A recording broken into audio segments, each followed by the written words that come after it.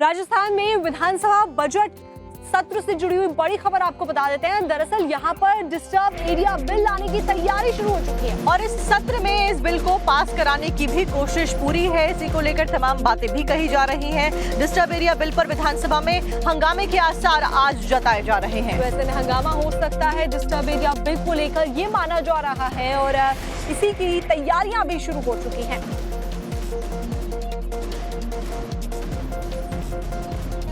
राजस्थान की भजनलाल कैबिनेट ने पहले ही डिस्टर्ब एरिया बिल को हरी झंडी दे दी है। अब उसको सीएम भजनलाल शर्मा कानून का रूप देने की तैयारी में हैं, जिसको देखते हुए आज डिस्टर्ब एरिया बिल को राज्य सरकार विधानसभा में पेश करने जा रही है।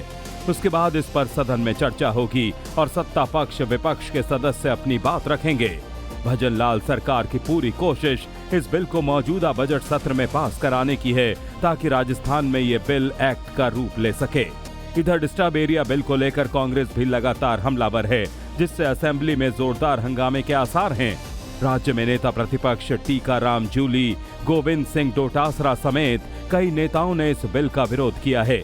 उन्होंने सदन में चर्चा के दौरान इसके खिलाफ पुरजोर तरीके से आवाज बुलंद करने की बात कही है और कहा है कि ये बिल किसी भी तरह से स्वीकार नहीं है। बिल के सदन के पटल पर रखे जाने से पहले ही कई धार्मिक संगठनों ने इस बिल के खिलाफ मोर्चा खोल दिया है। उन्होंने इसे संविधान और मौलिक अधिकारों के खिलाफ बताया है और कहा है कि जरूरत पड़ी तो इस बिल के खिलाफ सुप्रीम कोर्ट तक जाएंगे, जिससे कांग्रेस ने भी सुर में सुर मिलाया है। बता दें कि टाइम्स नाउ नवभारत की खबर का बहुत बड़ा असर हुआ है। नवभारत ने मालपुरा में हिंदुओं के पलायन और ब्यावर में मेहरात, चीता और काठात समुदाय के डेमोग्राफी चेंज को लेकर लगातार खबर दिखाई थी, जिसके बाद से राज्य सरकार भी एक्शन में आई और पलायन डेमोग्राफी चेंज को रोकने के लिए सरकार की तरफ से डिस्टर्ब एरिया बिल लाया गया है। अमेरिका, इजराइल और ईरान जंग से जुड़ी हुई बड़ी अपडेट, जहां पर अमेरिका ने ईरान के ऊपर एक फिर से बड़ा अटैक किया है। तो अमेरिका लगातार ईरान के ऊपर ताबड़तोड़ हमले किए जा रहा है और इस बीच ड्रोन से हमला किया गया है। ईरान के एक ड्रोन कैरियर शिप को भी तबाह कर दिया गया है। तो लगातार अमेरिका की तरफ से ये हमले हो रहे हैं। तो तस्वीरें भी सामने आई हैं, जहां पर अमेरिका ने ईरान के एक ड्रोन कैरियर शिप को कैसे तबाह किया, उसका वीडियो जारी किया गया है। इससे पहले भी आपको याद होगा कि इंडियन ओशन में अमेरिका के द्वारा अपनी पनडुब्बी के साथ में अटैक किया गया था, ईरानी शिप को उड़ा दिया गया था।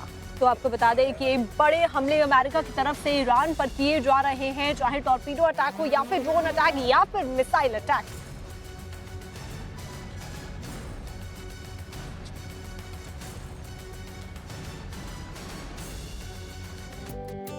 ईरान पर पिछले 7 दिनों से गोले बारूद की वर्षा हो रही है और पश्चिम एशिया में जारी इस जंग में अब तक 1230 लोगों की मौत हो चुकी है। अली अल सलेम एयरबेस को इस बीच टारगेट किया गया है। जानकारी के मुताबिक ईरान ने रिटेलिएट किया है, बड़ा अटैक किया है। कुवैत में अमेरिकी एयरबेस है, जहां पर ईरान ने हमला बोला है। तो आपको बता दें कि कुवैत में अमेरिकी एयरबेस पर ईरान का हमला हुआ है। अली अल सलेम एयरबेस को ईरान ने निशाना बनाया है।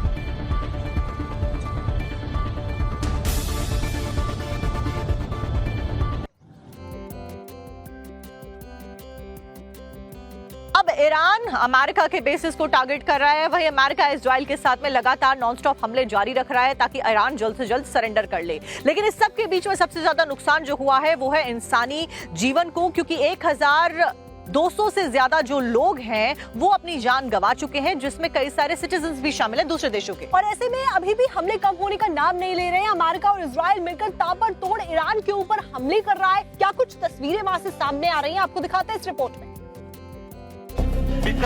ईरान के खिलाफ अमेरिका और इजराइल की संयुक्त कार्रवाई का आज 7वां दिन है और जंग के इन 7 दिनों में ईरान में जो बर्बादी देखने को मिली है वो कोई भी देश दोहराना नहीं चाहेगा।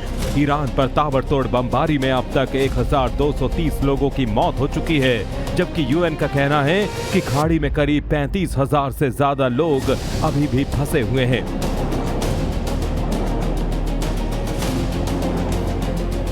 अमेरिका और इजराइल ईरान में तबाही का पूरा मन बना चुके हैं। 7 दिनों से जारी इस खतरनाक जंग के दौरान बैलिस्टिक मिसाइल, एयर जेट से लेकर ड्रोन हमले और क्लस्टर बम तक का इस्तेमाल किया जा रहा है। और जानकारी के मुताबिक मरने वालों में सिर्फ ईरान या इजराइल के ही नहीं, बल्कि अमेरिका, कुवैत और ओमान समेत कई देशों के लोग शामिल हैं। मिडिल ईस्ट में हालात लगातार बद से बदतर होते जा रहे हैं। 28 फरवरी से जारी इस जंग में ईरान के supreme leader Ayatollah Ali Khamenei समेत सुप्रीम लीडरशिप तक की जान जा चुकी है और ईरान भी इन घातक हमलों का लगातार जवाब दे रहा है, जिसके तहत ईरान की तरफ से खाड़ी देशों में अमेरिका के बेस और दूतावास पर लगातार ड्रोन और मिसाइलें दागी जा रही हैं। हालात ऐसे हैं कि अजरबैजान तक को ईरान बॉर्डर के पास अपने एयर स्पेस को अगले 12 घंटों तक के लिए बंद करना पड़ गया है। अजरबैजान ने दावा किया है कि ईरान से आए ड्रोन उसके नखचिवान स्वायत्त इलाके में घुस आए और कुछ इलाकों में नुकसान पहुंचाया। और इतना सब कुछ हो जाने के बाद भी इस्लामिक गणराज्य की सरकार ने घुटने टेकने से इनकार कर दिया है, जिसके बाद इजराइल और अमेरिका ने ईरान पर हमले और तेज कर दिए हैं।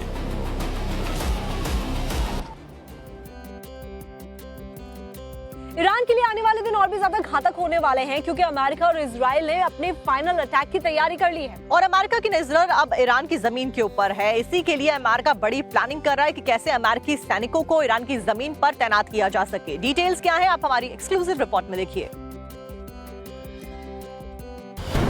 दिन में इजराइल दहलाता है, ईरान पर बम बरसाता है, रात में ईरान बदला लेता है और नेतन्याहू के मिलिट्री अड्डों को तबाह करता है। पिछले 7 दिनों से हो रही इस जंग से पूरा पश्चिम एशिया थर्राया हुआ है। ईरान के खिलाफ अमेरिका और इजराइल का युद्ध अब बर्बादी के मुकाम तक जा पहुंचा है, जिसके बाद नेतन्याहू के पैरों तले जमीन खिसकी हुई है। और इस बीच अमेरिका से एक ऐसा अलर्ट आया है जिसके बाद ईरान की टेंशन और बढ़ सकती है। शमशेर भाई और भी हैं। दरअसल वॉशिंगटन पोस्ट की एक रिपोर्ट के मुताबिक अमेरिका ईरान में जमीनी सैनिक तैनात करने पर विचार कर रहा है, जिसका मतलब साफ है कि अमेरिका और इजराइल ने ईरान के खिलाफ फाइनल अटैक की पूरी तैयारी कर ली है। और अब सिर्फ आसमान से ही नहीं, बल्कि ईरान पर जमीन से भी बम बरसने वाले हैं।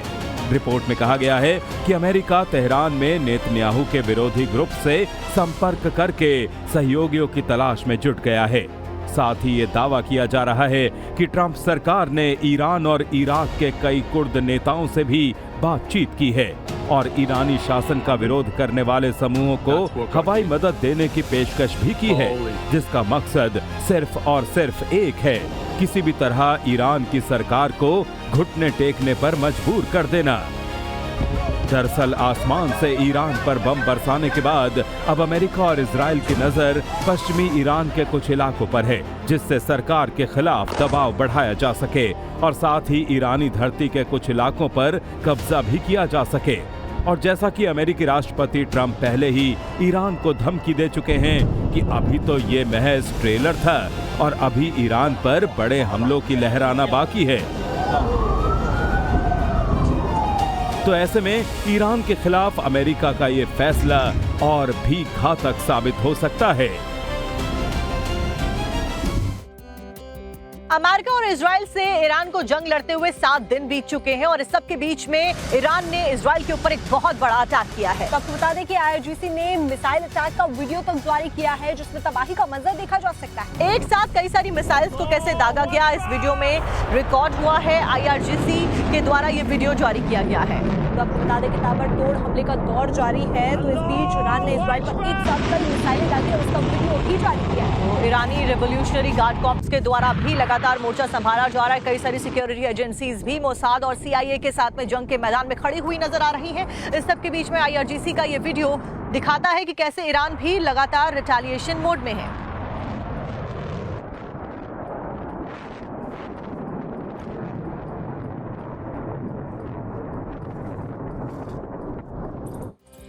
ईरान ने हमारे अमेरिकी एयरबेस को एक बार फिर से निशाना बनाया है। कुवैत में ये हमला किया है। अली अल सलेम एयरबेस को टारगेट किया गया है। अमेरिकी एयरबेस था, स्ट्रेटेजिकली बहुत इंपॉर्टेंट लोकेशन ये अमेरिका के लिए थी और इसको बड़े स्तर पर टारगेट करने की कोशिश ईरान के द्वारा की गई है। तो आपको बता दें कि ईरान जो अमेरिकी एयरबेसेस हैं उनको निशाना बना रहा है, जहां से अमेरिका अपने पूरे अटैक्स को अंजाम दे रहा है। जिन एयरबेसेस को इस्तेमाल कर रहा है उनके ऊपर ईरान की तरफ से हमला किया जा रहा है, क्योंकि अमेरिका भी लगातार ईरान के बड़े मिनिस्टर्स को और जो भी लीडरशिप में आगे बढ़ने की कोशिश कर रहा है उनको टारगेट कर रहा है। ऐसे में ईरान भी अमेरिका के एयरबेसेस को तबाह करके ये एग्जांपल सेट कर रहा है कि अगर आप हमारी लीडरशिप को डिस्ट्रॉय करोगे तो हम भी आपके स्ट्रेटेजिकली इंपॉर्टेंट लोकेशंस को डिस्ट्रॉय करेंगे।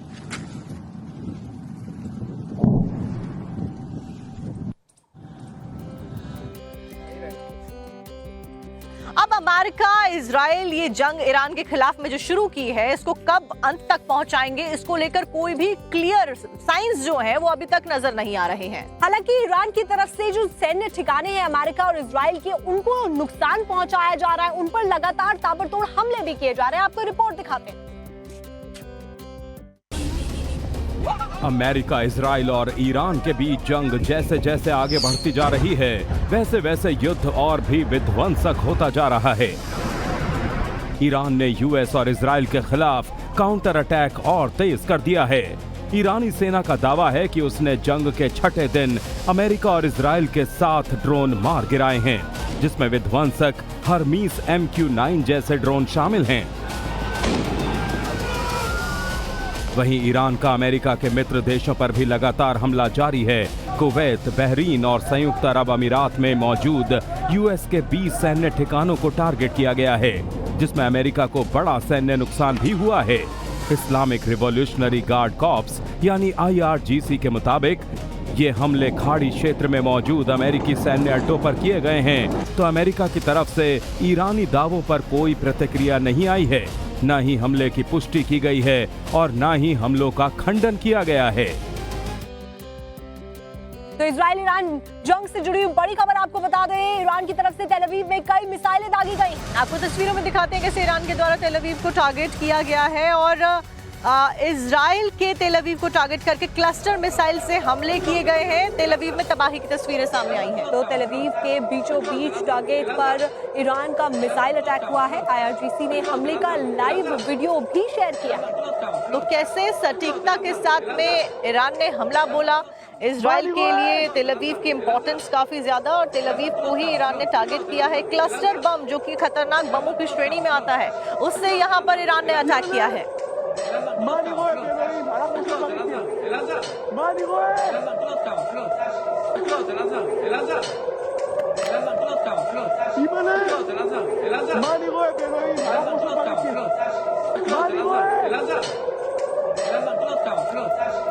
जंग का मैदान फिलहाल खत्म होता हुआ, शांत होता हुआ नहीं नजर आ रहा है, क्योंकि अमेरिका ने ईरान को एक बड़ा अल्टीमेटम दे दिया है। अमेरिका के द्वारा, डोनाल्ड ट्रंप के द्वारा ईरान को कहा गया है कि ईरान या तो हथियार डाले, नहीं तो खात्मा तय है। और ऐसे में यह भी कहा जा रहा है कि ईरान में जो अगला नेतृत्व होगा वो अमेरिका तय करेगा और साथ ही साथ हथियार डालने के लिए भी धमकी डोनाल्ड ट्रंप की तरफ से ईरान को लगातार दी जा रही है। And calling on all members of the Iranian Revolutionary Guard, the military and the police to lay down their arms. They're only going to be killed. And now is the time to stand up for the Iranian people and help take back your country. You're going to have a chance after all these years to take back your country. Accept immunity. We'll give you immunity. And we'll be giving you really the right side of history, because that's what it is. So you'll be perfectly safe with total immunity, or you'll face absolutely guaranteed death. And I don't want to see that. They don't want to see it either. We also urge Iranian diplomats around the world to request asylum and to help us shape a new and better Iran with great potential. It's a country with great potential. There's much better future for Iran. It's now beginning. It's going to be, I think, a great future. And the United States will ensure that whoever leads the country next, Iran will not threaten America or its neighbors, Israel, anybody. और अब बात कर लेते हैं Iran के नए supreme leader की। सवाल ये भी उठ रहे हैं कि क्या वेनेजुएला की तरह ईरान में भी अमेरिका की पसंद का ही सर्वोच्च लीडर बनने वाला है। अब ऐसे सवाल इसलिए खड़े किए जा रहे हैं क्योंकि डोनाल्ड ट्रंप जो कि अमेरिकी राष्ट्रपति हैं, उनके द्वारा एक बयान दिया गया। उस बयान के मुताबिक उन्होंने कहा कि खामेनेई की मौत के बाद में ईरान का सुप्रीम लीडर अमेरिका के द्वारा ही तय किया जाएगा। अमेरिकी राष्ट्रपति डोनाल्ड ट्रंप ने अयातुल्ला अली खामेनेई के बेटे मोज्तबा खामेनेई को लाइट वेट नेता करार दिया है और कहा कि उन्हें मोज्तबा मंजूर नहीं है। जिस तरह से उन्होंने वेनेजुएला का नया नेता चुना है, वैसे ही वो ईरान के नए नेता के चुनाव में उनका होना जरूरी है। उन्होंने ये बयान एक्सियोस को दिए इंटरव्यू में दिया। यूएस प्रेसिडेंट ट्रंप ने कहा कि ईरान को उनके बिना नया सुप्रीम लीडर नहीं चुनना चाहिए। नए नेता के चयन में अमेरिका की भूमिका जरूरी है और बिना अमेरिका की भागीदारी के ऐसा करना वक्त की बर्बादी होगी। अगर नया नेता भी पुराने नेतृत्व की नीतियां जारी रखता है तो अमेरिका और ईरान के बीच आने वाले वर्षों में फिर टकराव हो सकता है। अमेरिका ऐसा नेता चाहता है जो ईरान में शांति और स्थिरता ला सके। वहीं इजराइल ने भी पहले ही चेतावनी दी है कि नया लीडर अगर दुश्मनी जारी रखे तो वो भी टारगेट बनेगा। ईरान में अभी अंतिम लीडरशिप काम कर रही है। इसमें president Masoud Pezeshkian, Ayatollah Ali रेजा आरफी और जुडिशरी हेड शामिल हैं, लेकिन पावर वैक्यूम गहरा रहा है। ट्रंप के बयान से साफ है कि अमेरिका ईरान की आंतरिक प्रक्रिया में हस्तक्षेप की तैयारी में है। शो में आगे खंडवा में एक सोशल मीडिया पोस्ट को लेकर जमकर बवाल होता हुआ नजर आया है। तस्वीरें भी सामने आई है। दरअसल शिकायत दर्ज कराने आई भीड़ ने जमकर हंगामा काट दिया। पुलिस स्टेशन के बाहर हंगामे की तस्वीरें भी सामने आई हैं। तो आमने सामने भिड़ते हुए नजर आए हैं। यहाँ पर पुलिस ने फिर लाठी चार्ज किया और उसके बाद में भीड़ को खदेड़ा भी किया। पुलिस के आश्वासन के बाद में हालात सामान्य हो पाए। दरअसल मध्य प्रदेश के खंडवा में एक सोशल मीडिया पोस्ट को लेकर बवाल हो गया और मोघट थाने में शिकायत दर्ज कराने के लिए जब भीड़ आई, उस भीड़ ने अचानक से उग्र प्रदर्शन करना शुरू कर दिया, हंगामा करना शुरू कर दिया, जिसके बाद में पुलिस के लिए भी एक चुनौतीपूर्ण स्थिति उत्पन्न हो गई। पुलिस ने तुरंत मामला संभाला और भीड़ को तितर-बितर करने के लिए लाठीचार्ज भी किया। इस दौरान सड़कों पर चप्पल जूते छोड़कर लोग भागते नजर आए। मौके परिस्थितियों को नियंत्रित करने के लिए भारी संख्या में पुलिस बल यहाँ पर तैनात किया गया। तो खंडवा एडिशनल एसपी महेंद्र तारनेकर और राजेश रघुवंशी के साथ में तमाम पुलिस बल अधिकारी जो है वो मौके पर मौजूद हैं।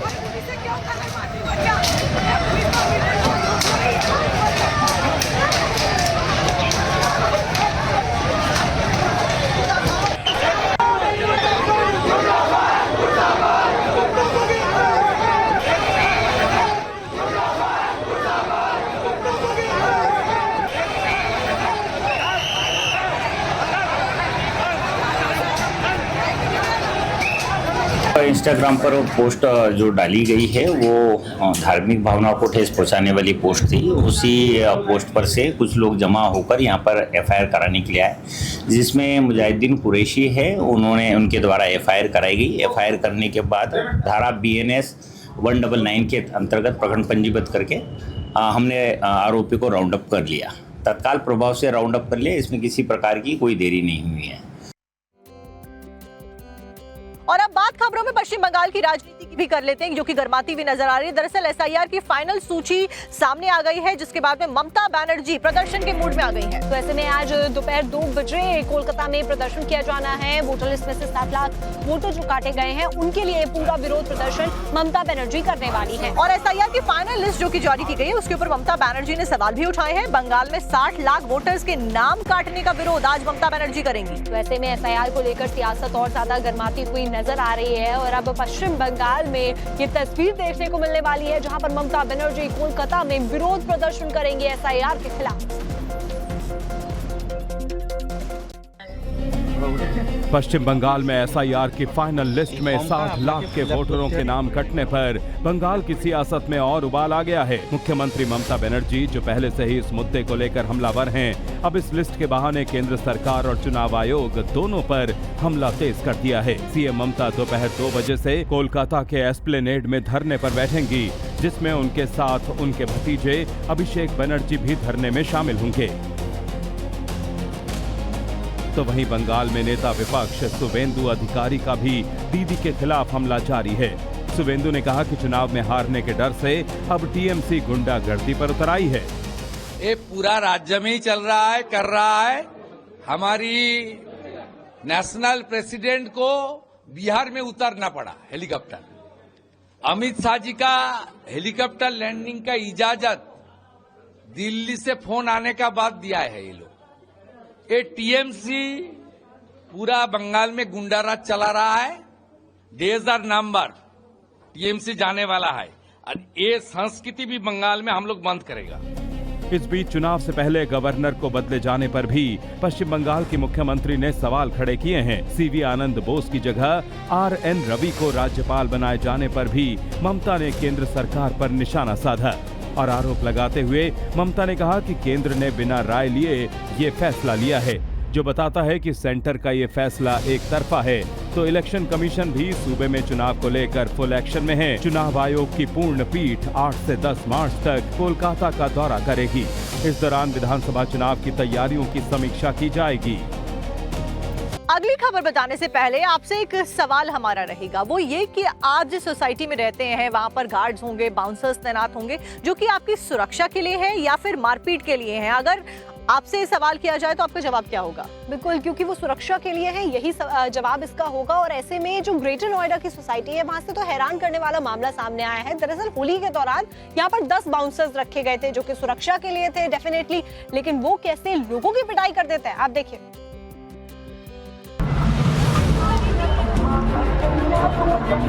ग्रेटर नोएडा वेस्ट स्थित आम्रपाली गोल्फ होम्स एवं किंग्सवुड सोसाइटी में होली खेल रहे लोगों के साथ मारपीट का मामला सामने आया है।